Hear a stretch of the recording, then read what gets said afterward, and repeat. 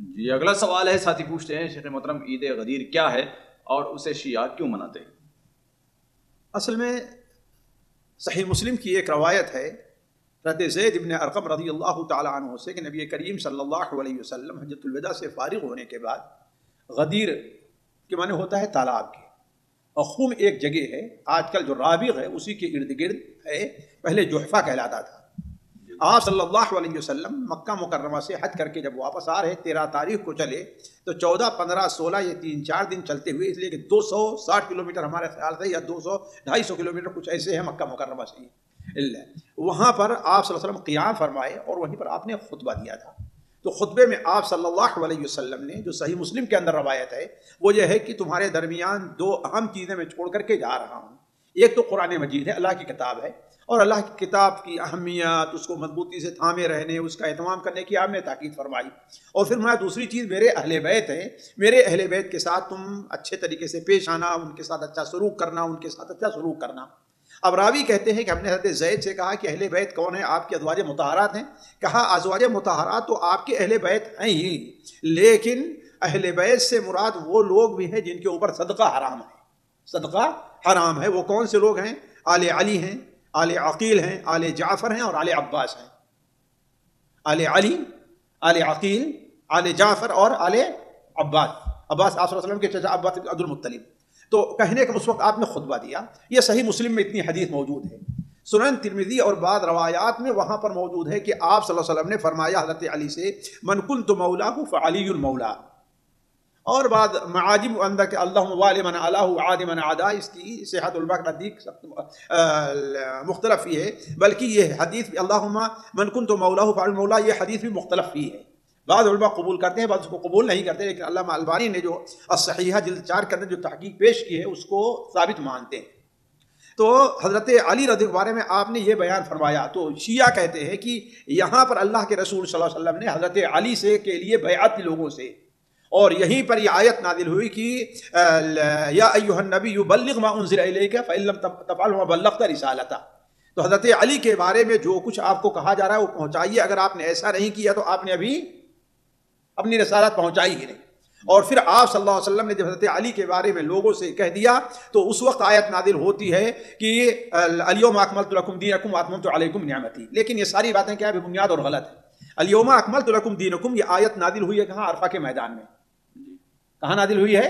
عرفہ کے میدان میں۔ یہ 18 تاریخ کو آپ نے غدیر پر خطبہ دیا، تو اس سے اتنا پہلے، تو اس وقت آپ نے جو فرمایا تھا من کنت مولاہ فعلی المولا، آپ نے فرمایا تھا، لیکن اس کا پس منظر کیا ہے؟ اصل میں اس کا پس منظر یہ ہے کہ حضرت علی رضی اللہ تعالی عنہ کو آپ نے حجۃ الوداع سے پہلے یمن کی طرف گورنر بنا کر کے اور ذمہ دار بنا کے بھیجا تھا۔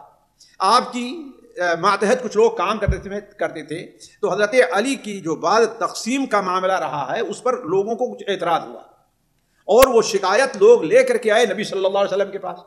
آپ صلی اللہ علیہ وسلم سے وہ شکایت لوگوں نے حج کے ایام میں کیا، آپ سے وہ شکایت منی اور عرفات میں کیا، لیکن آپ خاموش رہ گئے۔ کیوں؟ اس لیے کہ وہاں اگر آپ کچھ کہتے ہیں تو وہاں پر بہت سے لوگ جمع تھے، یعنی عام لوگ بھی تھے جن کی ملاقات آپ سے پہلی بار ہو رہی ہے، وہاں کسی ایسے موضوع کو چھیڑنا ایک فتنے کا سبب بن سکتا تھا۔ تو جب آپ واپس آ رہے تھے اور صرف آپ کے ساتھ اہل مدینہ رہ گئے، تو اس موقع پر آپ نے حضرت علی کے بارے میں یہ بیان فرمایا اور لوگوں کو یہ متنبہ کیا کہ حضرت علی نے جو کیا ہے وہ صحیح کیا ہے۔ ہم اگر کوئی گورنر بھیجتے ہیں، تم ہر ایک گورنر کی شکایتیں ہی لے کر کے آؤ گے، ہے نا؟ تو اس طریقے سے کون سے گورنر اپنا کام کر سکے گا؟ تو اس دروازے کو بند کرتے ہوئے آپ نے فرمایا من کنت مولاہ فعلی المولا، میں جس کا مولا ہوں۔ مولا کے معنی کیا ہے؟ مولا کے معنی اگر آپ دیکھیں تو امام ابن اثیر نے 10 معنی نقل کیا۔ ایک معنی جہاں مالک کا ہے وہاں غلام کا بھی ہے، وہاں رشتے دار بھائی کا بھی ہے، ولی کے معنی جو ہوتا ہے محبت کرنے والے اور ساتھ رہنے والے کا ہے۔ تو ٹھیک ہے، ہم من کنت مولاہ، آپ نے ان لوگوں کو جو اہل یمن تھے ان سے وعدے کیا کہ من کنت مولاہ فعلی مولا، گویا آپ نے علی کی حقانیت کا وہاں پر اعتراف کیا۔ نہ یہ کہ حضرت علی کی خلافت کو آپ بیان کرنا چاہتے تھے، لیکن شیعہ نے اس کو اپنے اس مفہوم میں لیا اور یہ معنی لیتے ہیں کہ آپ نے حضرت علی کی خلافت کا وہاں پر لوگوں سے اعتراف کروایا، اس لیے وہ 18 ذی الحجہ کو عید غدیر بنایا کرتے ہیں۔ جی یہ ہے سر اس کا پس منظر۔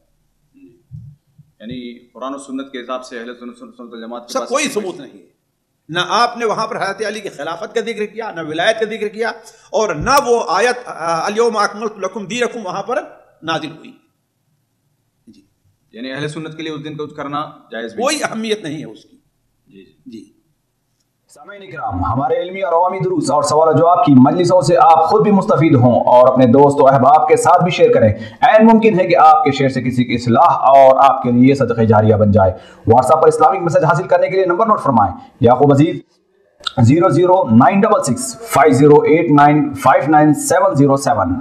واٹس ایپ سوال و جواب گروپ میں ایڈ ہونے کے لیے نمبر نوٹ فرمائیں: عبدالسلام عمری 00966 502627 نمبر بھیجتے ہوئے نام اور پتہ ضرور لکھیں. اسی طرح ہمارے یوٹیوب چینل اسلامی دعویٰ کو ضرور سبسکرائب کریں تاکہ ہماری ہر نئی اور اہم ویڈیو کی اطلاع آپ کو فوری حاصل ہو جائے. تمام دروس، مقالات اور سوال جواب سیریز کے لیے ہماری مشہور ویب سائٹ www.islamidawah.com کا مشاہدہ کرتے رہیں. السلام علیکم ورحمۃ اللہ وبرکاتہ.